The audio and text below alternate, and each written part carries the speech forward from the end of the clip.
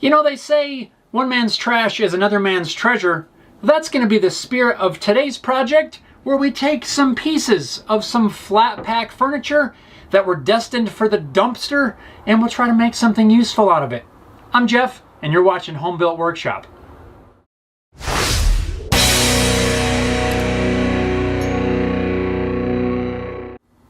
Now, I'm sure that it's no surprise that you can find trash, well, just about anywhere. If you keep your eye out for it, a lot of times you can find cool things that you can repurpose into other items. I have a friend who owns a home goods and furniture company. They make a lot of outdoor type furniture, different home good items, and he recently contacted me and said they had a few random pieces that were destined for the dump. And he asked if I wanted to take them and try to make something cool out of them. So I'm always looking for a challenge, something different to work with. So I've got a few pieces of leftover flat pack type furniture. These things are made out of solid wood, which is another reason that I decided to take on this challenge. A lot of flat pack furniture is made out of like an MDF or a press board, and that stuff's really not great to work with. But since this is solid wood, eucalyptus I believe, we're gonna see if we can make something useful for around the house. I've had these pieces sitting around the house for a while. I kind of put them inside where I would see them all the time. That way they were always kind of on my mind and I could think about what to do with them. Well, I've got a couple of ideas, but I think one is really gonna work. I think that we can take these pieces, cut them down, move a few pieces around, and make a cool little couch side table. Not an end table, but I'm sure you've seen those little tables that like slide under your couch. You can put coffee or your laptop or something on. Let's see if we can make one of those. Today's project is not necessarily going to be a specific how-to, but it's more intended to hopefully get your creative juices flowing so that you can be on the lookout for cool things you can repurpose for around your home. These pieces have some hardware attached from their previous life. The first thing I want to do is remove those. They're mounted to this center strip of wood that seems to be glued in place. I'm going to use a chisel to carefully chip it away. I wasn't quite careful enough. I did get a little bit of tear out here, but that's going to be okay. I don't think it's going to affect the piece at all. I'll use a card scraper to even out the surface where this block of wood was glued on. We'll touch up the finish later.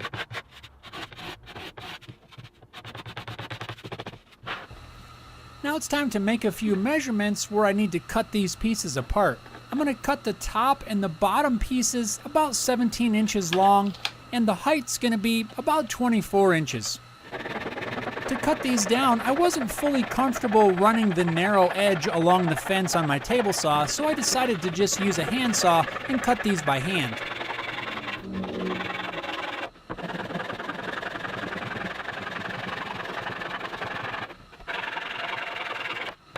And now it's time for a couple of minutes of pondering and just trying to think of the best way to connect these pieces.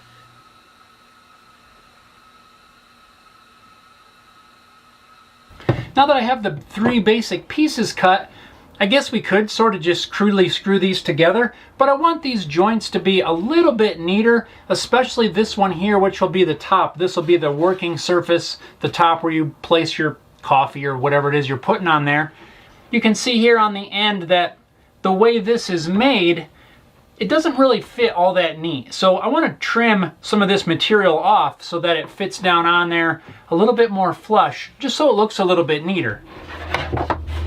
I'll use an offcut to mark where I need to remove the material. I'm basically going to create a rabbet joint. This mark here where I need to remove this material falls right on this screw, so I'm going to remove that screw. I'm not sure if this is held in only by the screw or if this actually has a little tenon here. I wonder if there's glue in there. Yeah, and that's solid, so that's glued, so I'm not worried about that.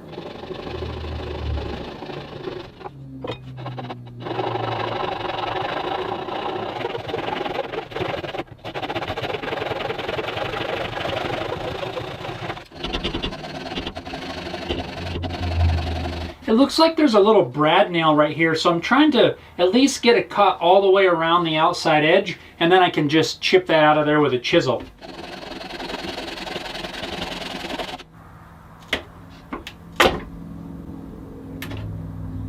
Yeah, there's a little brad right there. Good thing I didn't try to cut all the way through.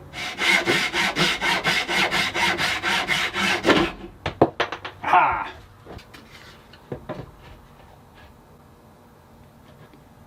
That'll work. I've made those same relief cuts on the top as well as the bottom. Now I'm just going to stick this in a clamp really quick just so I can make sure everything's nice and square before we move on.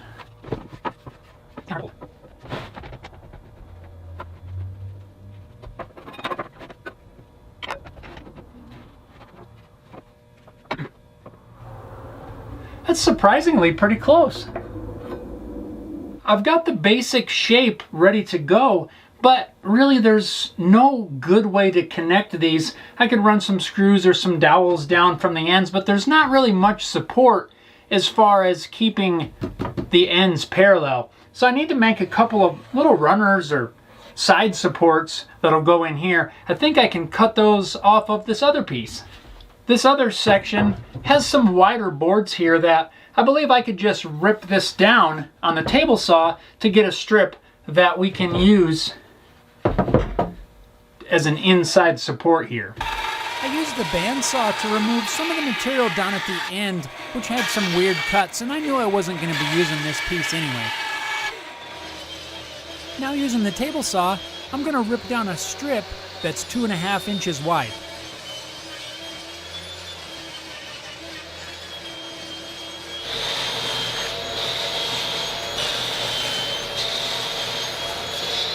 Now I'll just do one more dry run just to clamp everything up, make sure everything's going to be fitting well, be nice and square before we add some glue.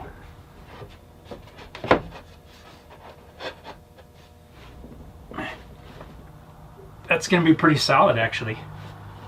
This is going to work. Now we just need some glue. Where's that darn glue? Now there is some sort of a finish on this wood. I really have no idea what it is. I'm just going to go ahead and glue all the surfaces anyway. Not really too worried about that finish because once we're done, we're going to reinforce these joints with a few dowels just to make sure that it holds together.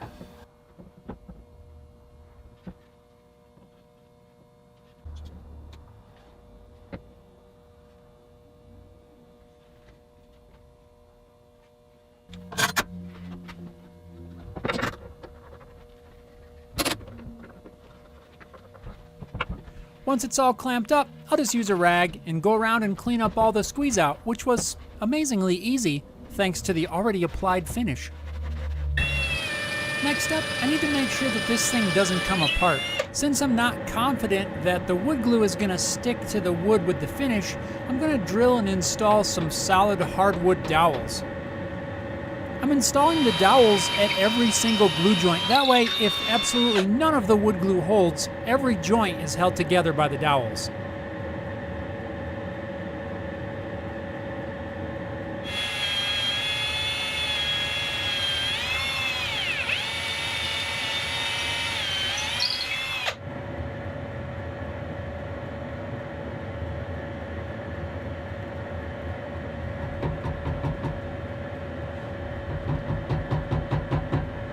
As soon as the glue is dried, I use a flush trim saw to cut the dowels off flush with the surface. This next step is one that I kind of debated on. I wasn't intending originally to sand this or to really have to finish this at all, but I need to make sure that these dowels match at least a little bit the color of the rest of the table. In hindsight, I should have sanded all of these pieces before I started working.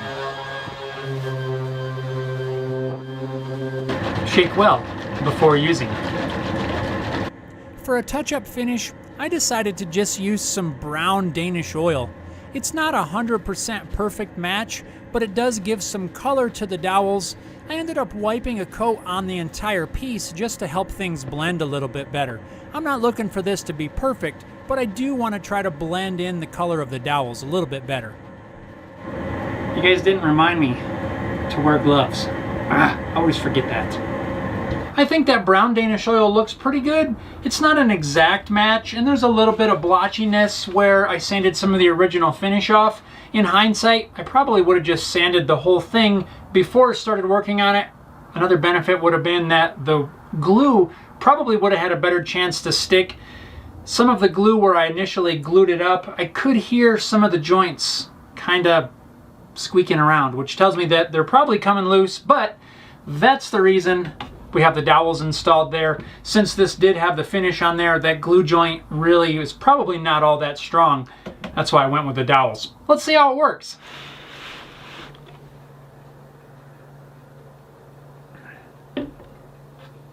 It's perfect for holding your cup of coffee, your laptop, your remote controls, whatever you want. I think the only thing I might have done a little bit different if I was going to make this again would be to maybe make it an inch or so higher. It's still high enough where it's above my knee. If I were to put this in front of me, I could set maybe a laptop or something on there, and it would be a good height, but I think just a little bit more, maybe an inch or so, would probably be a little bit better. But overall, it's perfect. Sturdy enough, hold your coffee, whatever you want to put on there. Not to be used as a seat. Pretty sure it wouldn't hold up to that. It's going to work great. Now, is this little project the definition of fine woodworking? Absolutely not. But that's not the whole idea of this video. The whole purpose here is to take something that was bound for the trash, repurpose it into something you can use around your home. And I want to challenge you guys to do the same thing. Look around your neighborhood, around your home, whatever. See if you can find something that maybe is getting thrown away or that is broken and unusable in its current state. See how you can repurpose it to make something useful for you, your shop, your home. Make that a challenge. See if we can repurpose some things. This was a fun little project. Again, not fine woodworking, but that's okay. It works perfect. Thanks a lot for watching. I hope it inspires you to go pick through the trash and find something to make useful again. See you next time. That's a wrap.